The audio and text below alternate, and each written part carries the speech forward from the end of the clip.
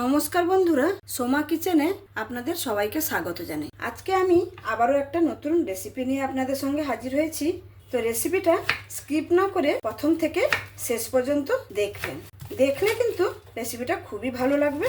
রেসিপিটা ভালো লাগলে একটা লাইক দিয়ে আর একটা সাবস্ক্রাইব করে আমাকে আপনাদের পরিবারের একজন করে নেবে। তাহলে বেশি কথা না বাড়িয়ে চলুন রেসিপিটা শুরু করা যায়। আমি আজকে একটা মোচার রেসিপি নিয়ে এসেছি। আপনারা দেখতেই পাচ্ছেন এই মোচাটা আপনাদের সঙ্গে কথা বলতে বলতে মোচাটা কেটে নিলাম। আর আগে থেকে কিন্তু আমি মোচাগুলো ছাড়িয়ে রেখেছিলাম, এখানে আমি জলে ভিজিয়ে রেখেছি। আর এগুলো আমি যা বাদ বাকি ছিল এগুলোও কেটে নিলাম। মোচার রেসিপি তো আমার চ্যানেলে আমি অনেক কিছু দিয়েছি, মোচার ঘন্ট, মোচার চপ। আমি আজকে যে মোচার রেসিপিটা বানাবো খুবই একটা ইন্টারেস্টিং রেসিপি হতে চলেছে। আপনারা প্লিজ মন দিয়ে দেখবেন, দেখলে কিন্তু ভালো লাগবে। মোচাটা এখানে আমি বেছে নিয়েছি, যতটা ফেলার ফেলে দিয়েছি আর যতটা নেওয়ার আমি নিয়ে নিয়েছি। এই যে আগে থেকে বেছে রেখেছিলাম মোচাটা আমি একসঙ্গে রেখে দিচ্ছি। আমার সমস্ত মোচাগুলো কাটা হয়ে গেল।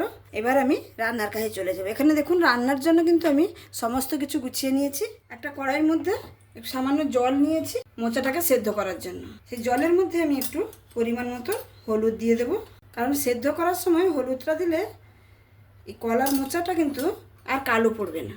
মোচাটাকে আমি এবার দিয়ে দেব। সমস্ত মোচাগুলো আমি দিয়ে দিয়েছি।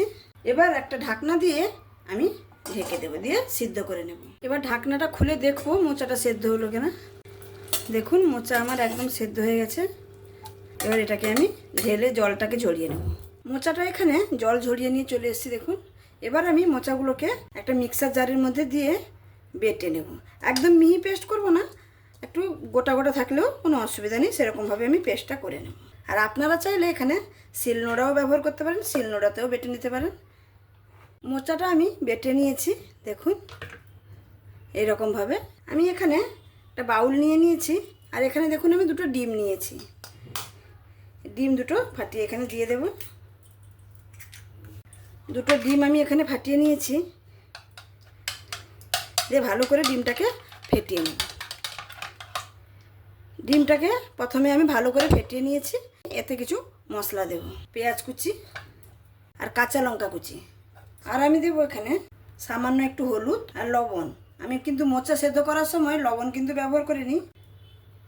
দিয়ে আবারও ফেটিয়ে নেব, সব কিছু মিক্স করে নেব। মিক্স করা হয়ে গেছে। এবার যে মোচাটাকে বেটে রেখেছিলাম সেটা এখানে দিয়ে দেব। সমস্ত মোচার পেস্টটা দিয়ে দিয়েছি, দিয়ে ভালো করে ডিমের গোলার সঙ্গে ভালো করে মিক্স করে নেব। এই রেসিপিটা যারা মোচা খেতে পছন্দও করে না, একবার বানিয়ে দেখবেন, খুবই সুন্দর লাগে খেতে। বাচ্চা থেকে বড় সবাই কিন্তু পছন্দ করবে। এখানে আমি সমস্ত কিছু দিয়ে ভালো করে মিক্স করে নিয়েছি। এবার আমি একটা টিফিন বক্স নিয়েছি। টিফিন বক্সের মধ্যে সামান্য একটু সরষের তেল দিয়ে দেব, দিয়ে টিফিন বক্সটার গায়ে ভালো করে লাগিয়ে নেব। দেখুন এখানে আমি সরষের তেলটা ভালো করে টিফিন বক্সের মধ্যে লাগিয়ে নিয়েছি। এবার যে আমি এই মোচা আর ডিমের যে এটা পেস্টটা করে রেখেছি এটা এখানে আমি দিয়ে দেব। আমি সমস্ত ব্যাটারগুলো এই ডাব্বার মধ্যে ঢেলে নিয়েছি। এবার একটু সমান করে দিয়েছি স্পুনের সাহায্যে। একটা ঢাকনা দিয়ে এটাকে আমি স্টিম করে নেব। স্টিম করে নেওয়ার জন্য প্রথমেই কিন্তু আমি একটা কড়া বসিয়ে তাতে কিছু পরিমাণ জল দিয়ে দিয়েছি। আমি এই ডাব্বাটাকে স্টিমে বসিয়ে দিয়েছি ভালো করে ঢাকনাটা লাগিয়ে। আর জলটা দেখুন ডাব্বাটার অর্ধেক পর্যন্ত দিয়েছি। এর থেকে বেশি দিলে কিন্তু যখন ভাপে থাকবে তখন কিন্তু ঢাকনাটা খুলে জল ঢুকে যেতে পারে। এর থেকে কিন্তু বেশি জল দেওয়া যাবে না। দিয়ে আমি একটা ঢাকনা দিয়ে ঢেকে দেব। এখানে আমার 10 মিনিট হয়ে গেছে। এবার আমি ঢাকনাটা খুলে নিচ্ছি। দেখুন জলটা আমার শুকিয়ে গেছে। এবার আমি এটাকে তুলে নেব। এটাকে একটু সাবধানে তুলতে হবে। এটাকে খুলে নেব, হালকা একটু ঠান্ডা করে নিয়েছি। দেখুন কত সুন্দর জমে গেছে, দেখতে পাচ্ছেন একদম সুন্দরভাবে জমে গেছে। আমি এখানে একটা প্লেট নিয়েছি, প্লেটটাকে এরকম উল্টো করে আমি এটাকে উল্টে নেব এরকম। আমি এখানে ডাব্বা থেকে বের করে নিয়েছি। আর আমার যেহেতু এটা গরম ছিল, একটু ঠান্ডা করে ঢাললে জিনিসটা ভাঙতো না। আমার একটু ভেঙে গেছে, কোনো অসুবিধা নেই, ভেঙে গেলেও কোনো অসুবিধা নেই। আমি এবার এগুলোকে একটু পিস পিস করে কেটে নেব। এখানে দেখুন আমি এরকম পিস করে কেটে নিয়েছি। দেখুন কত সুন্দরভাবে ভাপানোটা হয়েছে। আমি কড়াটা বসিয়ে নিয়েছি, কড়াইয়ের মধ্যে একটু সামান্য পরিমাণ তেল দিয়ে দিচ্ছি। হালকা করে ভেজে নিয়েছি, এবার তুলে নেব। সমস্ত ভাজাগুলো দেখুন তুলে নিয়েছি। এবার বাদ বাকি যেগুলো আছে সেগুলো আমি ভেজে নেব। এগুলো আমার ভাজা হয়ে গেল, আমি এগুলোও তুলে নেব। কড়াইটা ভালো করে ধুয়ে পরিষ্কার করে বসিয়ে দিয়েছি। পরিমাণ মতন তেল দিয়ে দেবো রান্নার জন্য। আর এখানে আমি সরষের তেল ব্যবহার করছি। এই রান্নাটাতে সরষের তেল হলে একটু ভালো হয়। তেলটা এখানে আমার গরম হয়ে গেছে। আমি ফোড়নে দিয়ে দেব সামান্য একটু জিরে আর দুটো তেজপাতা, দুটো চেরা কাঁচা লঙ্কা, 4 থেকে 5 কোয়া মতো রসুনকে থেতো করে নিয়েছি। রসুন আর কাঁচা লঙ্কাগুলো সুন্দরভাবে ভাজা হয়ে গেছে। এবার আমি এখানে দিয়ে দেব পেঁয়াজ বাটা,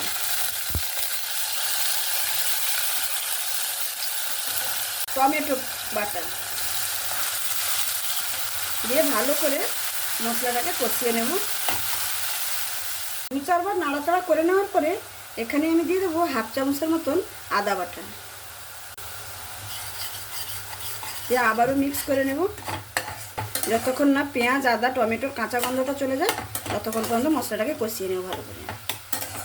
এখানে আমার মশলাটা কষানো হয়ে গেছে। সামান্য পরিমাণে একটু জল দিয়ে দেব। জলটা দেওয়ার কারণ হচ্ছে মশলাটা যাতে না পুড়ে যায়। জলটা দিয়ে ভালো করে মিক্স করে নিয়েছি। এবার এখানে আমি কিছু গুঁড়ো মশলা ব্যবহার করব। পরিমাণ মতন লবণ, পরিমাণ মতন হলুদ, সামান্য একটু ঝাল লঙ্কার গুঁড়ো, আর ভালো কালারের জন্য একটু কাশ্মীরি লঙ্কার গুঁড়ো, আর দেব সামান্য একটু চিনি। চিনিটা এখানে না যদি পছন্দ করেন তাহলে নাও দিতে পারেন, কিন্তু চিনিটা দিলে কী হয় তরকারির স্বাদটা ব্যালেন্স হয়ে যায়। আর বিশেষ করে মোচার তরকারিতে একটু চিনি দিলে খেতে আরও ভালো লাগে। মশলাটা এখানে সম্পূর্ণভাবে কষানো হয়ে গেছে। এখানে একটু মিক্সি ধোয়া জল এটা ব্যবহার করছি, দিয়ে দিচ্ছি।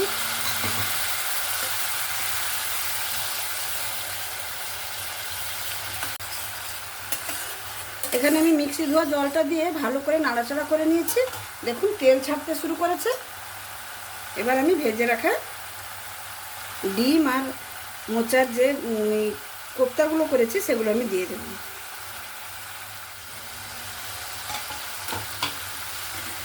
একবার মশলার সঙ্গে ভালো করে মিক্স করে নেব।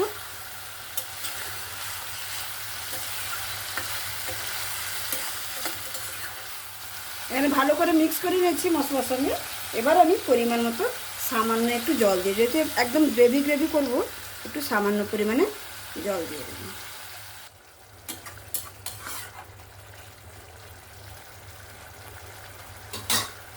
আমি এখানে কোনো ঢাকা দেব না, এমনি রান্নাটা করে নেব।